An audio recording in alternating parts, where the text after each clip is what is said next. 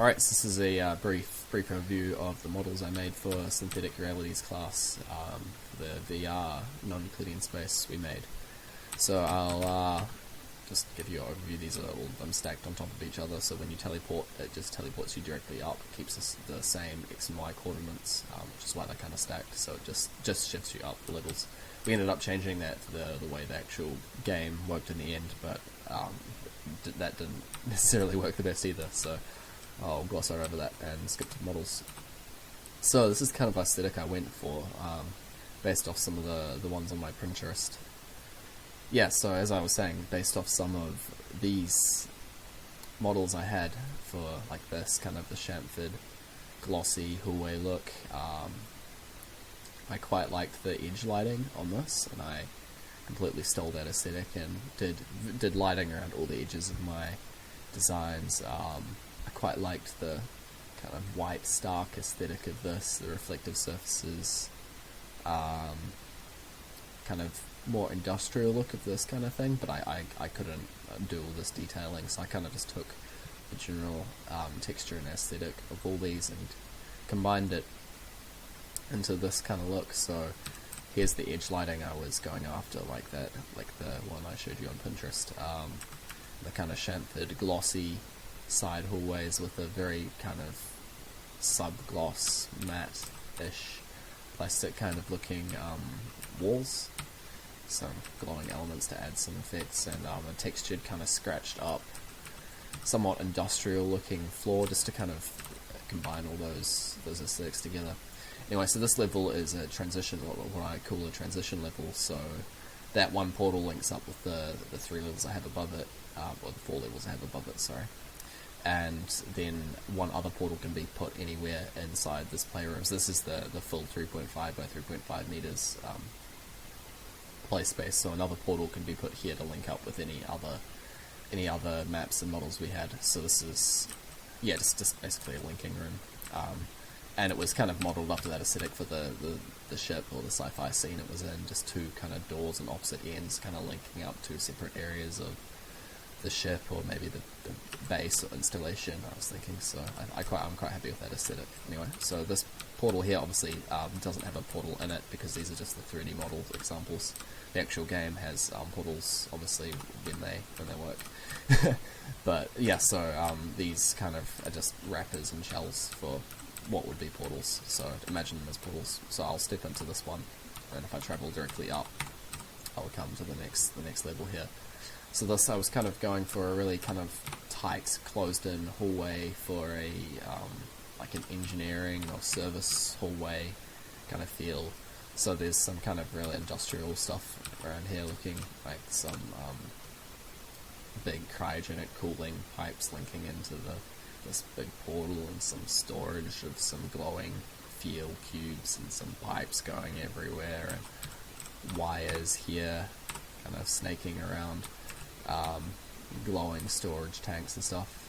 I was having some issues. You might see these are quite jagged, and like this pipe's quite jagged, and especially these pipes here are quite jagged.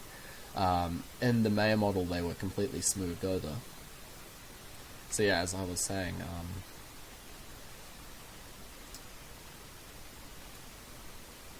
yeah, if I ignore all the funky colours, that's another issue.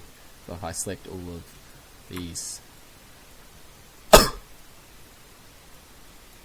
that I wanted to be smoothed, and then click the smoothing button, see they all turn into very smooth looking pipes. So I can grab this and isolate it. So this is now very smooth in comparison to the really blocky. You kind of see this blue outline is the unsmooth version, and the inside is the smooth. So I was having a lot of issues with that converting over to this Unreal model, and I consulted a lot with Float Studios and stuff, and they couldn't actually figure out why I was having that particular issue, so it had to stay in for the moment. But obviously, yeah, it was that way. It doesn't look too bad. I think it fits our aesthetic alright. Anyway, so this is kind of like an engineering room or something. It has a big cryogenic cooling thing for this, a bunch of pipes going everywhere, some fuel storage cubes and stuff.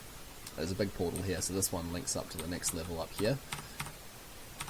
And here I was having some thoughts with thinking that 3.5 by 3.5 meter space is actually a very small space to feel kind of cramped into, and obviously you want to kind of open it up in any way you can.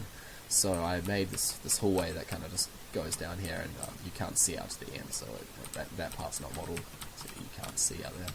But so this is meant to kind of open up the space and give it a larger feel than it actually is. And so there's some boxes placed here, so you can't actually walk into that, because in the real world that would be a wall, or the end of your play space. So these boxes just kind of keep the player within here while making it still feel like it's really open. And we come through to here, and this was meant to be kind of like maybe a scientist room or something. Maybe he was doing some experiments with this portal. Sorry, excuse the cough. And had some monitors doing some work. That was kind of the idea aesthetic for this room. Obviously these cables were meant to be smoothed, but had the same issue of not taking over that smoothing attributes from Maya again. But yeah, we can get over that. Anyway, so this is another portal. So this links up to the fourth room up here. So this links up to this portal. And these are some more corridors that I was experimenting with the opening up the space more than it should. So obviously this one's closed off, but got a door down there.